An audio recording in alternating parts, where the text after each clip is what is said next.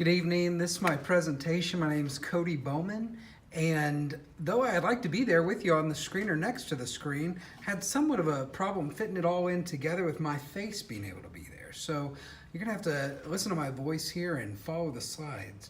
Tonight I wanted to speak to you about something that I'm very passionate about, that being adoption. I come from a history of adoption, my family comes from a history of adoption, and therefore I want to begin with one of the most passionate understandings of who we are for the adopted child, for the adopted person, written in God's Word in Psalm 139. I start at Psalm 139, verse 13, and go through verse 18 here. It says, "For you formed my inward parts. You knitted me together in my mother's womb. I praise you, for I am fearfully and wonderfully made. Wonderful are your works. My soul knows it very well. My frame was not hidden from you when I was being made in secret, intricately woven in the depths of the earth. Your eyes saw my unformed substance. In your book were written every one of them, the days that were formed for me, when as yet there was none of them. How precious to me are your thoughts, O God. How vast is the sum of them. If I would count them, they are more than the sand. I awake and I am still with you." It's just beautiful to me. As an adopted child whose parents left early on, and I was raised by grandparents, they would speak this psalm to me over and over. It's actually a psalm that helped lead me to Christ. I understand that a lot of people say, well, psalm led you. Yes, this psalm did. Because I didn't know my father, and I had my grandparents, but I always wanted to know why it was that my family gave me up. It's part of why I'm so passionate about adoption and ministry. And I start with this. "For it was you who created my inward parts. The Lord does this thing in secret, but we have been given the blessing and grace of technology to see that secret mystery that's going on." Through here, this is a picture of my son, and it would be one of our first appointments here where we'd get a picture like this. What a blessing it is to see God's work in action. This is a picture of my daughter. Second blessing we have. I love to put the verse to this. "I have been remarkably and wondrously made."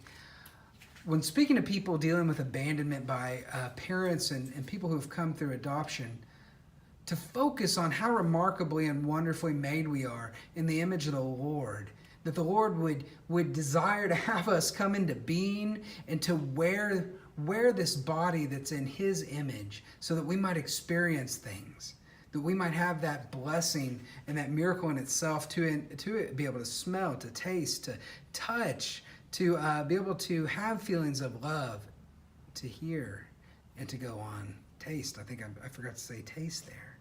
It's a wonderful thing.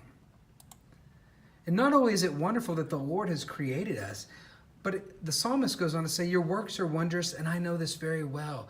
He created us, and then He gives us this atmosphere to see His ability to go beyond creating beings and creating nature.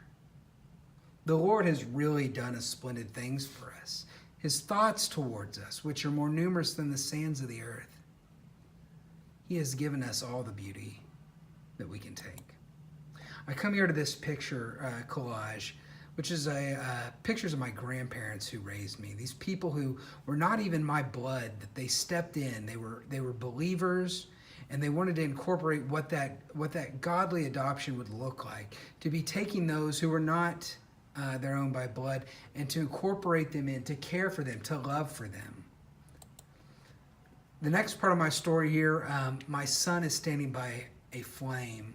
And unfortunately, the words are not coming out so well in this camera angle. But I'll tell you what it says inside the flame. It's from Job, which says, "But humans are born for trouble as surely as sparks fly upward." Isn't that true in our lives? We go through this adoption process of being adopted by the Lord. And through that, we learn that humans are born for trouble. We are not born for trouble that the Lord has destined us for it, but because of our sin.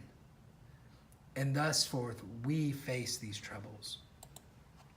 But the Lord, who desires that you would know Him, desires that you would be faithful in Him and come to believe in Him and become adopted through His Son, Jesus Christ.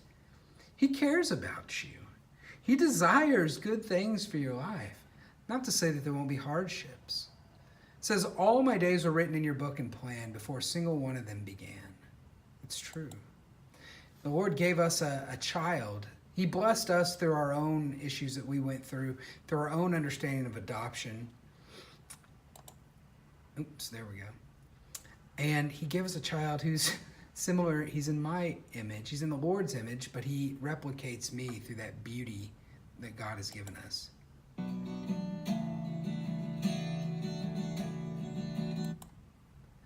And the Lord continued to bless our family. He blessed us with a little girl there in the middle, our son who's up there at the top reading his little Bible, and then them together. The Lord's also in the reconciliation business. These family members that I told you about, that I felt abandoned by, my dad and my mother, when my grandparents passed away and the children came, they came offering forgiveness and we reconciled. The Lord adopts and he reconciles us unto himself. This is another picture of our family. God, how precious your thoughts are to me, how vast the sum is. If I counted them, they would outnumber the grains of sand. When I wake up, I am still with you. It's my job to help others who are adopted, help others who are going through abandonment to realize the vast sum of thoughts that the Lord has for them, that they might be loved, that they might realize that things are hard here, but there's an eternal hope that we have as adopted children of God.